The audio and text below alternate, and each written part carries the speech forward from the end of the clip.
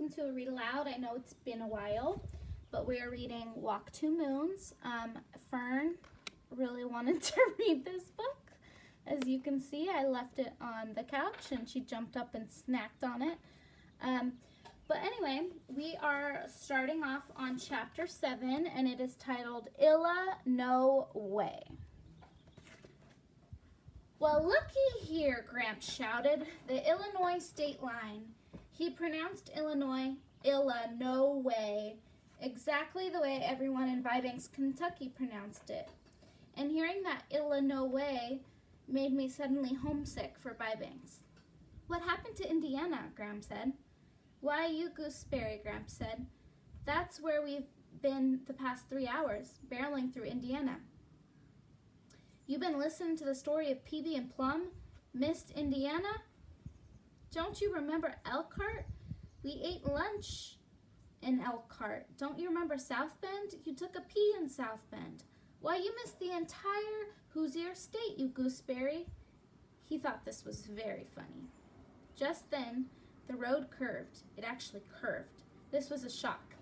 And off to the right was a huge, jing-bang mass of water. It was blue as the bluebells that grow behind the barn in Vibanks, and that water just went on and on. It was all you could see. It looked like a huge blue pasture of water. Are we at the ocean? Gram asked. We're not supposed to be passing the ocean, are we?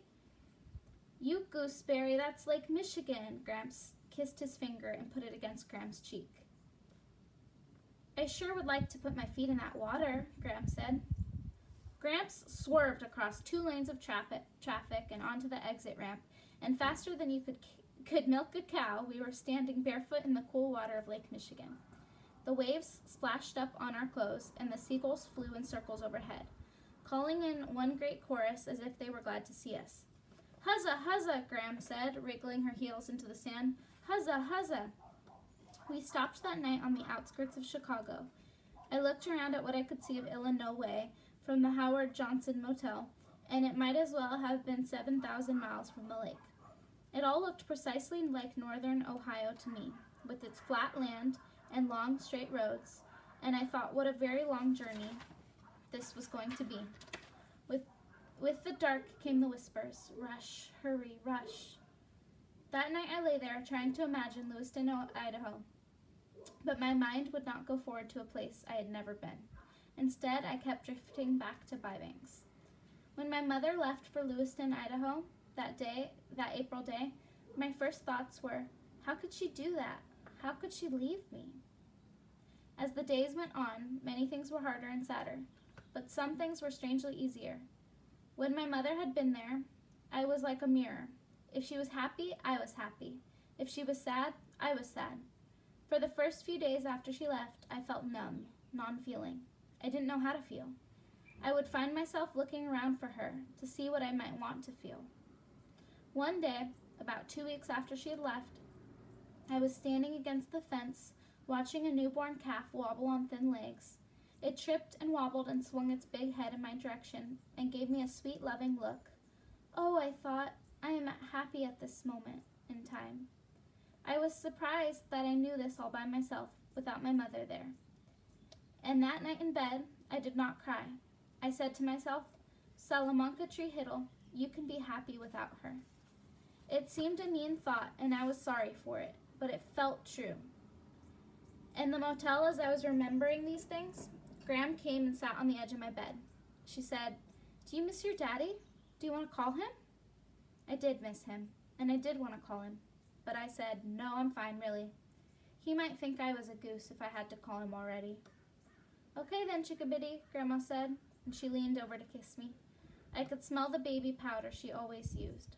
That smell made me feel sad, but I didn't know why. The next morning, we got lost leaving Chicago. I prayed, please don't let us get into an accident. Please let us get there in time. Gramps said, at least it's a mighty fine day for a drive. When we finally found a road heading west, we took it. Our plan was to curve across the lower part of Wisconsin, veer into Minnesota, and then barrel straight on through Minnesota, South Dakota, and Wyoming. Sweep up into Montana, cross the Rocky Mountains into Idaho. Gramps figured it would take us about a day in each state. He didn't intend to stop too much until we reached South Dakota, and he was really looking forward to South Dakota. "We're going to see the Badlands," he said. "We're going to see the Black Hills." I didn't like the sound of either of those places, but I knew why we were going there. My mother had been there. The bus that she took out to Lewiston stopped in all the tourist spots. We were following along in her footsteps. Chapter 8, The Lunatic.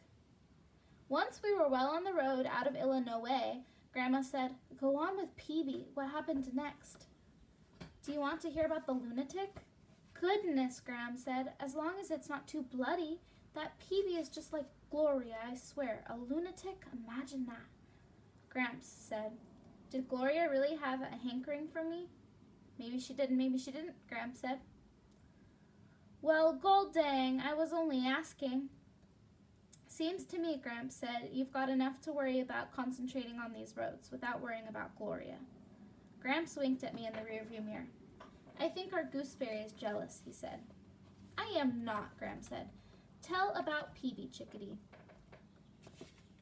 I didn't want Graham and Gramps to get into a fight over Gloria, so I was happy to continue them telling about Phoebe's story. I was at Phoebe's one Saturday morning when Mary Lou Finney called and invited us over to her house. Phoebe's parents were out, and Phoebe went all around the house checking to make sure that the doors and windows were locked. Her mother had already done this, but she made Phoebe promise to do it as well. "Just in case," Mrs. Winterbottom had said. I was not sure that just in case of what. Maybe in case someone had snuck in and opened all the windows and doors in the 15 minutes between the time she left and the time we did. "You can never be too careful," Mrs. Winterbottom had said. The doorbell rang, and Phoebe and I looked out the window. Standing on the porch was a young man who looked about 17 or 18, although I am not as good at guessing people's ages as blind Mrs. Partridge is.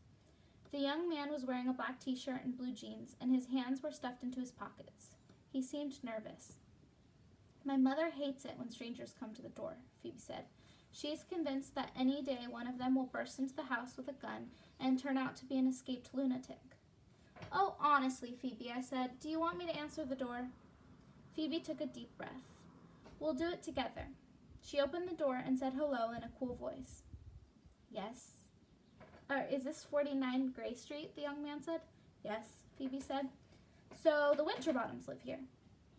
After Phoebe admitted that yes, it was the Winterbottom residence, she said, "Excuse me a moment, please," and she closed the door. "Sal, do you detect any signs of lunacy? There doesn't appear to be any place he could be hiding a gun. His jeans are really tight. Maybe he has a knife tucked into his pocket. Or into his socks." Phoebe could be really dramatic sometimes. "He isn't wearing any socks," I said. Phoebe opened the door again. The young man said, "I want to see Mrs. Winterbottom. Is she here or what?" "Yes," Phoebe lied. The young man looked up and down the street. His hair was curly and mussed. There were bright pink circles on his cheeks. He wouldn't look us straight in the eye, but instead kept glancing to the left and to the right. "I want to talk to her," he said. "She can't come to the door right now," Phoebe said. I thought he might actually cry when Phoebe said that. He chewed on his lips and blinked 3 or 4 times quickly. "I'll wait," he said. Just a minute," Phoebe said, closing the door. She pretended to look for her mother. "Mom," she called. "Yoo-hoo!" She went upstairs, thumping loudly on the steps. "Mother!" Phoebe and I returned to the door. He was still standing there with his hands in his pockets, staring mournfully at Phoebe's house. "That's strange," Phoebe said to him. "I thought she was here, but she must have gone out. There's a whole lot of other people here, though," she added quickly. "Scads and scads of people, but no Mrs. Winterbottom." "Is Mrs. Winterbottom your mother?" he asked. "Yes," Phoebe said. "Would you like me to leave a message?" The little pink circles on his cheeks became even pinker. "No," he said. "No, I don't think so. No." He looked up and down the street, and then up at the number above the door. "What's your name?" "Phoebe." He repeated her name. "Phoebe Winterbottom." I thought he was going to make a joke about her name, but he didn't. He glanced at me. "Are you a Winterbottom too?" he asked. "No," I said. "I'm a visitor." And then he left, He just turned around, walked slowly down the porch steps, and on down the street. We waited until he turned the corner before we left. We ran all the way to Mary Lou's. Phoebe was certain that that young man was going to ambush us. Honestly, like I said, she had a vivid imagination. Okay, that's the end of chapter 8. I'm going to keep going, but if you have a prediction about what that man wanted from Phoebe's mom, comment in the comments. Okay, chapter 9, the message. On the way to Mary Lou's, Phoebe said, "Mary Lou's family is not nearly as civilized as ours." "In what way?" I asked. "Oh, you'll see," Phoebe said. Mary Lou Finney and Ben Finney were both in our class at school. At first I thought they were sister and brother, but Phoebe told me that they were cousins, and that Ben was living with Mary Lou's family temporarily. Apparently, there was always at least one stray relative living in the Finneys temporarily. It was complete pandemonium at the Finneys. Mary Lou had an older sister and 3 brothers. In addition, there were her parents and Ben. There were footballs and basketballs lying all over the place, and boys sliding down the banister and leaping over tables, talking with their mouths full and interrupting everyone, with endless questions. Phoebe took one look around and whispered to me, "Mary Lou's parents do not seem to have much control over things." Phoebe could sound a bit prissy sometimes. Mr. Finney was lying in the bathtub with all of his clothes on, reading a book from Mary Lou's bedroom window. I saw Mrs. Finney lying on top of the garage with a pillow under her head. "What is she doing?" I asked. Mary Lou peered out the window. "King of Kings, she's taking a nap." When Mr. Finney got out of the bathtub, he went out into the backyard and tossed a football around with Dennis and Dougie, 2 of Mary Lou's brothers. Mr. Finney shouted, "Over here," and "that away," and "way to go." The previous weekend, we had had a school sports day. Parents were watching their children show off, and there were even some events for the parents too, such as the 3-legged race and pass the grapefruit. My father could not come, but Mary Lou's parents were there, and so were Phoebe's. Phoebe had said, "The games are a little childish sometimes, which is why my parents don't usually participate." Her parents stood on the other sidelines while Mr. and Mrs. Finney ran around shouting, "Over here," and "way to go." In the 3-legged race, the Finneys kept falling over. Phoebe said, "I wonder if Mary Lou is embarrassed because of the way her parents are acting." I don't think it was embarrassing. I thought it was nice, but I didn't say so to Phoebe. I think that way deep down, Phoebe thought it was nice too, and she wished her parents would act more like the Finneys. She couldn't admit this though, and in a way, I liked this about Phoebe, that she tried to defend her family. On the day that Phoebe and I met the potential lunatic and then went over to Mary Lou's, a couple other peculiar things happened. We were sitting on the floor of Mary Lou's room, and Phoebe was telling Mary Lou about the mysterious potential lunatic. Mary Lou's brothers, Dennis, Doug, and Tommy, kept dashing in and out of the room, leaping on the bed, and squirting us with squirt guns. Mary Lou's cousin Ben was lying on her bed, staring at me with his black eyes. They looked like 2 sparkly black discs set into big, round sockets. His dark eyelashes were long and feathery, casting shadows on his cheeks. "I like your hair," he said to me. "Can you sit on it?" "Yeah, if I want to." Ben picked up a piece of paper from Mary Lou's desk, lay back down on the bed, and drew a picture of a lizard-like creature with long black hair that, as it ran down the lizard's back and underneath its bottom, became a chair with legs.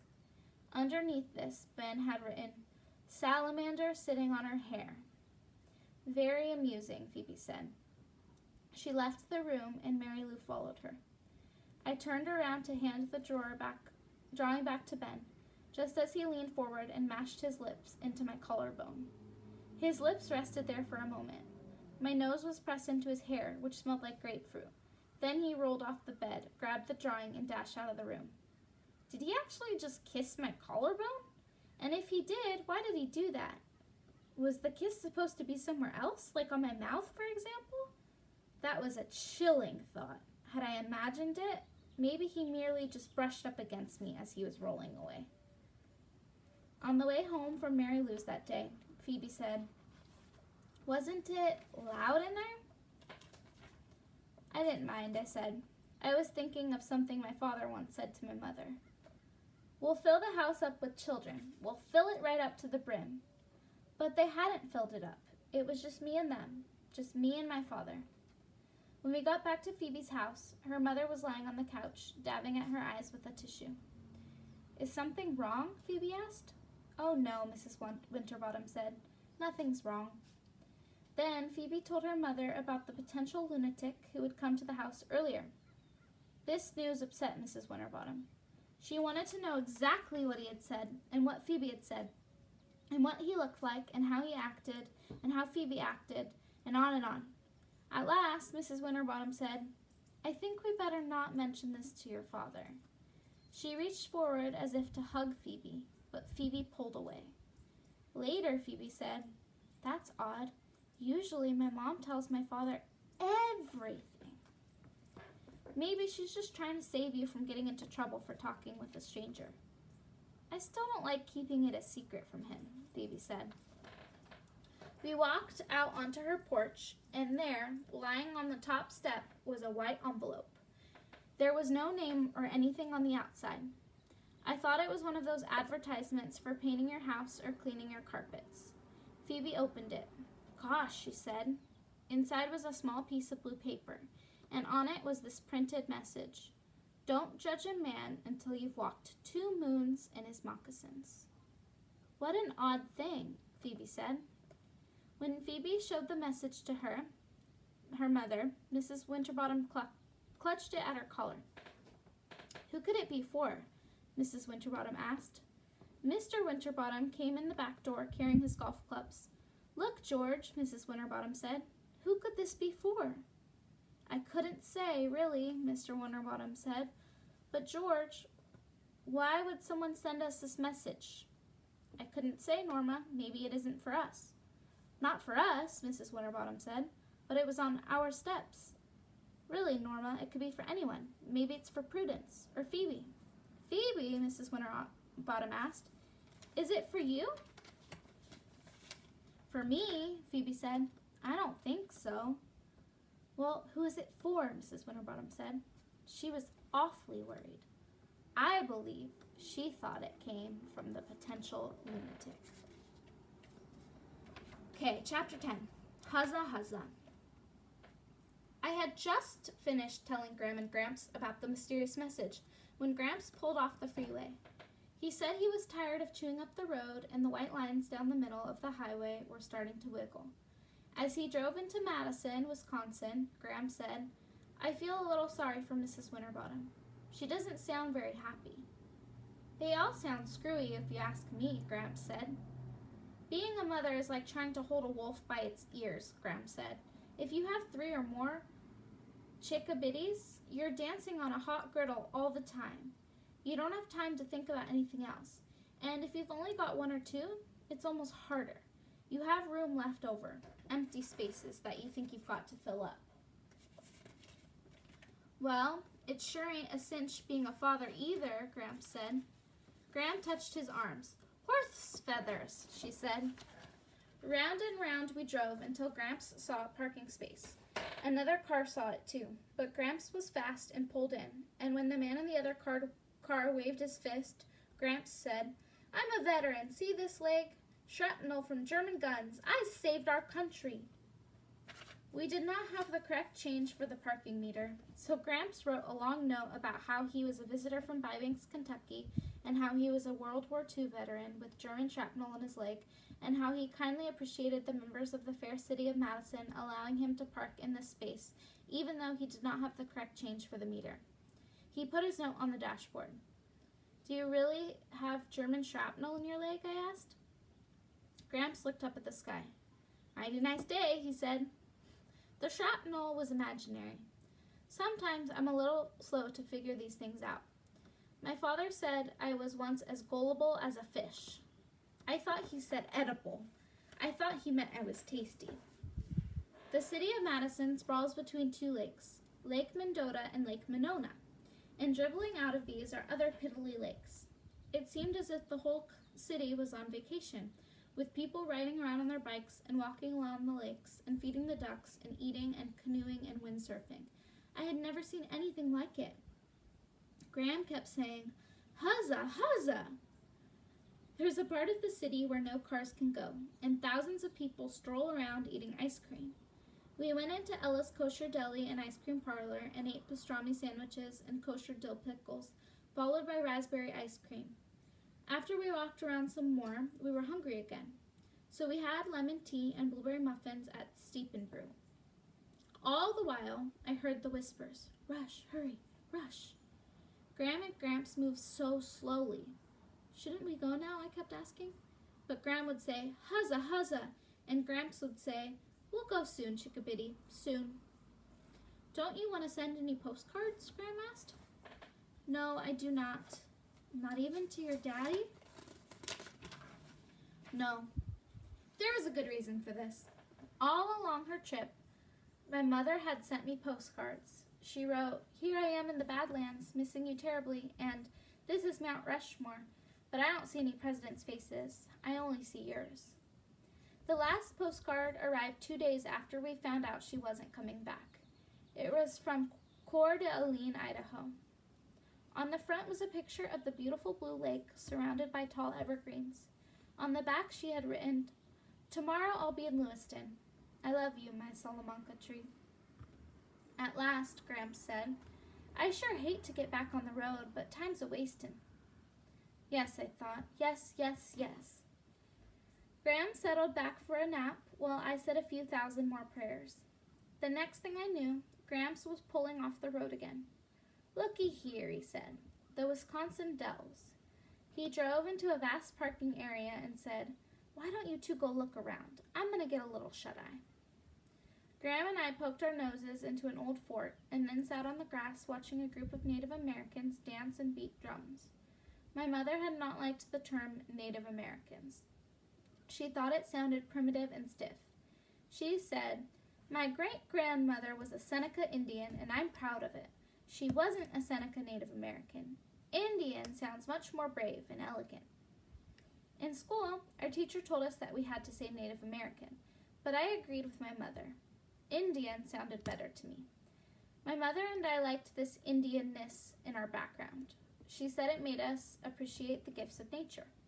It made us closer to the land. I lay back and closed my eyes, listening to the drums beat, rush, rush, rush, and the dancers chant, "Hurry, hurry, hurry." Someone was jingling bells too, and for a moment I thought of Christmas and sleigh bells. When I opened my eyes again, Graham was gone.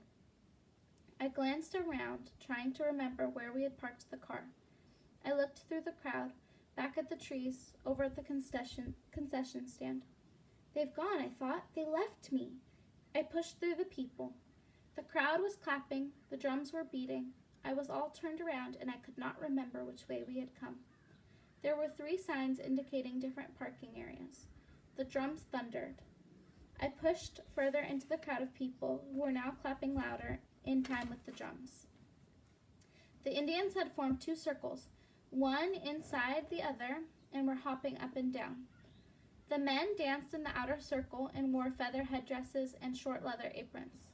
On their feet were moccasins, and I thought again about Phoebe's message. Don't judge a man until you've walked 2 moons in his moccasins. Inside the circle of men, the women in long dresses and ropes of beads had joined arms and were dancing around one older woman who was wearing a regular cotton dress. On her head was an enormous headdress, which had slipped over her forehead. I looked closer. The woman in the center was hopping up and down. On her feet were flat white shoes. And in the space between the drums, I could hear her say, "Huzzah, huzzah!" All right, guys, that was the end of chapter 10. We will start chapter 11, Flinching, next time. I hope you enjoyed that read aloud. Remember, if you have any predictions, to say them in the comments. Alrighty, have a good afternoon. Bye-bye.